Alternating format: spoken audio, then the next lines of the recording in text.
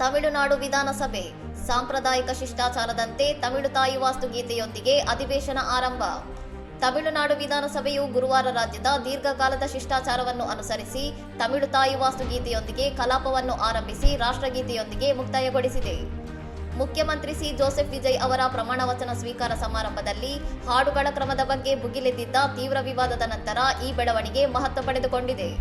ಮೇ 10ರ ಸಮಾರಂಭದಲ್ಲಿ ತಮಿಳು ಪ್ರಾರ್ಥನಾ ಗೀತೆಗೆ ಆದ್ಯತೆ ನೀಡದೆ ವಂದೇ ಮಾತರಂನ 6 ಚರಣಗಳ ಆವೃತ್ತಿಯನ್ನು ನುಡಿಸಿದ್ದಕ್ಕೆ ವಿರೋಧ ಪಕ್ಷಗಳು ಮತ್ತು ಟಿವಿಕೆ ಮಿತ್ರಪಕ್ಷಗಳು ಆಕ್ಷೇಪ ವ್ಯಕ್ತಪಡಿಸಿದ್ದವು. ಅಧಿಕೃತ ಸರ್ಕಾರಿ ಕಾರ್ಯಕ್ರಮಗಳಲ್ಲಿ ತಮಿಳು ತಾಯಿ ವಾಸ್ತುಗೆ ಪ್ರಮುಖ ಸ್ಥಾನ ನೀಡಬೇಕೆಂದು ಸಿಪಿಐನ ಎಂ ವೀರಪಾಂಡ್ಯಂ ಮತ್ತು ಪಿಎಂಕೆ ಸಂಸ್ಥಾಪಕ ಎಸ್ ರಾಮದಾಸ್ ಒತ್ತಾಯಿಸಿದ್ದರು.